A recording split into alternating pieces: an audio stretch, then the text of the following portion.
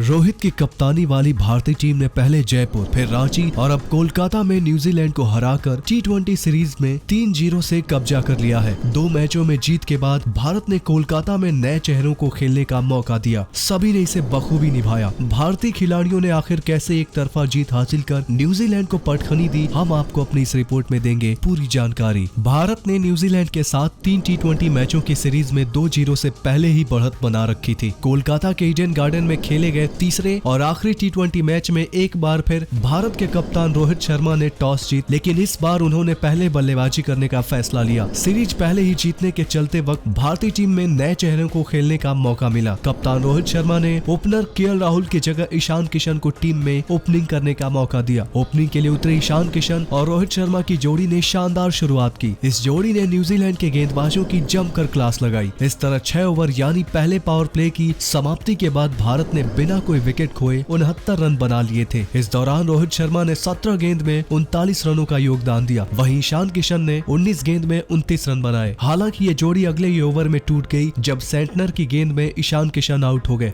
ये wicket New Zealand के लिए बड़ा ओवर साबित हुआ, क्योंकि ईशान किशन के तुरंत बाद इसी ओवर में सूर्य कुमार यादव भी सेंटनर का शिकार हो गए। सूर्या अपना खाता भी नहीं खोल सके। इस तरह 7 ओवर की समाप्ति के बाद भारत का स्कोर 2 विकेट के नुकसान पर 71 रन पहुंचा। लगातार 2 विकेट गिरने के बाद स्कोर बोर्ड की गति थोड़ी धीमी पड़ गई। पंत और रोहित सिंगल डबल की मदद से स्कोर बोर्ड को आगे बढ़ाने लगे। इसी बीच 9वें ओवर में पंत भी 4 रन बनाकर आउट हो गए। इस तरह 9 ओवर की समाप्ति के बाद भारत का स्कोर 3 विकेट के नुकसान पर 83 रन हो गया। 10वें ओवर में श्रेयस अय्यर और रोहित शर्मा ने संभल कर खेला और इस ओवर से 7 रन बनाए। भारत का स्कोर 10 ओवर की समाप्ति के बाद 3 विकेट के नुकसान पर 90 रन हो गया। 11वें ओवर में रोहित ने सेंटनर की गेंद पर चौका मारकर अपने T20 करियर का 26वां अर्धशतक पूरा किया। हालांकि इसके अगले ही ओवर में कप्तान रोहित शर्मा भी बड़ा शॉट लगाने के चक्कर में आउट हो गए। रोहित ने इस पारी में 31 गेंद में 56 रनों की शानदार पारी खेली। रोहित के आउट होने के बाद टीम इंडिया संकट में फंसती नजर आने लगी। हालांकि श्रेयस अय्यर ने और वेंकटेश अय्यर ने टीम को संकट से निकालने की पूरी कोशिश की। दोनों ने सिंगल डबल के साथ मैच को आगे बढ़ाने के बाद कुछ बड़े शॉट लगाए और 15वें ओवर की समाप्ति के बाद टीम इंडिया का स्कोर 134 पहुंचा दिया। 16वें ओवर में टीम इंडिया को एक बड़ा झटका लगा जब शानदार बल्लेबाजी कर रहे श्रेयस अय्यर 25 रन बनाकर एडम मिलन का शिकार हो गए। इस तरह 17वें ओवर की समाप्ति के बाद भारत का स्कोर 6 विकेट के नुकसान पर 148 रन हो गया था। टीम को संकट से निकालने का काम किया हर्षल पटेल ने, जब उन्होंने लगातार चौके छक्के लगाने शुरू कर दिए। हालांकि फर्ग्यूसन की गेंद में हर्षल पटेल भी 18 रन बनाकर आउट हो गए। 19वें ओवर की समाप्ति के बाद भारत का स्कोर 7 विकेट के नुकसान पर 165 रन हो गया। इसके बाद आने वाला था दीपक चाहर का तूफान। मैच के अंतिम ओवर में दीपक चाहर ने पहली गेंद पर चौके से शुरुआत की। इसके बाद दूसरी गेंद पर भी चौका जड़ दिया। अगली गेंद में 2 रन लेकर फिर स्ट्राइक अपने पास रख ली। चौथी गेंद में फिर छक्का जड़ दिया। इस तरह अंतिम ओवर से कुल 19 रन बने। चाहर ने 8 गेंद खेलकर 21 रन की जबरदस्त पारी खेलकर टीम इंडिया का स्कोर 7 विकेट के नुकसान पर 184 रन पहुंचा दिया और न्यूजीलैंड को जीत के लिए 185 रन का लक्ष्य दिया। भारत के 185 रन का पीछा करने के लिए उतरी न्यूजीलैंड की टीम ने शुरुआत तो शानदार की। गप्टिल और डैरेल मिचेल की जोड़ी ने 2 ओवर में 21 रन बना दिए। तीसरा ओवर डालने आए अक्षर ने मैच का रुख ही बदल दिया। अक्षर ने पहली गेंद में मिचेल को आउट किया। अक्षर यही नहीं रुके, उन्होंने ओवर की अंतिम गेंद में चैपमैन को भी चलता किया। साथ ही अक्षर ने सिर्फ 1 रन दिया। इस तरह न्यूजीलैंड का स्कोर 3 ओवर की समाप्ति के बाद 2 विकेट के नुकसान पर 22 रन हो गया। ग्लेन फ्लिप और मार्टिन गप्टिल स्कोर बोर्ड की गति को बढ़ा ही रहे थे कि 5वें ओवर में न्यूजीलैंड को भारत ने एक और झटका दिया। ये विकेट भी अक्षर पटेल ने लिया। 6ठे ओवर में गप्टिल के छक्के की मदद से 7 रन बने। इस तरह पहले पावर पे यानी कि 6 ओवर की समाप्ति के बाद न्यूजीलैंड 3 विकेट खोकर सिर्फ 37 रन ही बना सकी। गप्टिल ने बड़े बड़े शॉट लगाना जारी रखा और इसी के साथ 10वें ओवर में चौका लगाकर अपना अर्धशतक पूरा किया। 10वें ओवर की समाप्ति के बाद न्यूजीलैंड सिर्फ 68 रन ही बना सकी। 11वें ओवर में गप्टिल भी 51 रन पर आउट हो गए। इसके बाद तो जैसे न्यूजीलैंड की टीम की कमर ही टूट गई। 12वें ओवर में साइफर्ड भी 17 रन बनाकर आउट हो गए। जेमिनेशम भी कुछ खास नहीं कर सके। 13वें ओवर में वो सिर्फ 3 रन बनाकर हर्षल पटेल का शिकार हो गए। इस जोड़ी ने 14 ओवर कुछ बड़े शॉट जरूर लगाए, लेकिन इसके बाद 15वें ओवर की समाप्ति के बाद 7 विकेट के नुकसान पर न्यूजीलैंड का स्कोर 93 रन ही पहुंच सका। 16वां ओवर डालने आए वेंकटेश ने भी 1 विकेट हासिल कर लिया। वेंकटेश ने मिलन को 7 रन पर आउट कर दिया। 16वें ओवर के बाद न्यूजीलैंड का स्कोर 8 विकेट के नुकसान पर 95 रन हो गया। 17वें ओवर की पहली गेंद पर इस जोड़ी आउट हो गए। मैच तो हालांकि खत्म ही हो चुका था, लेकिन फर्ग्यूसन ने कुछ बड़े शॉट लगाकर जरूर दर्शकों का मनोरंजन करने की कोशिश की। उन्होंने बैक टू बैक 2 छक्के जड़ दिए। हालांकि उनकी पारी का अंत दीपक चाहर ने 18वें ओवर की दूसरी गेंद पर ही कर दिया। इस तरह न्यूजीलैंड 111 रन पर ऑल आउट हो गया और भारत ने सीरीज 3-0 से जीत ली। सीरीज में न्यूजीलैंड का 3-0 से सफाया करने के साथ ही रोहित और राहुल द्रविड़ के युग की शानदार शुरुआत हुई। ये सीरीज भारत के लिहाज से बहुत ही अहम थी। T20 वर्ल्ड कप में खराब प्रदर्शन के बाद भारत के लिए एक अच्छा मौका था कमबैक करने का। रोहित की इस युवा टीम ने शानदार प्रदर्शन के साथ ही भारत के परचम को बुलंद किया और न्यूजीलैंड को करारी शिकस्त दी। इस सीरीज में जीत के साथ क्या रोहित शर्मा आगामी T20 वर्ल्ड कप में भारत के लिए कप दिला सकेंगे? आप रोहित की कप्तानी के बारे में क्या सोचते हैं? रोहित को आप बल्लेबाज और कप्तान के रूप में कितने नंबर देना चाहेंगे? साथ ही सीरीज में आपको कौन से खिलाड़ी की परफॉर्मेंस सबसे अच्छी लगी? हमें कमेंट बॉक्स में लिखकर जरूर बताएं और ऐसी ही शानदार वीडियो देखने के लिए हमारे चैनल क्रिकेट इन इंडिया को सब्सक्राइब और वीडियो को लाइक करना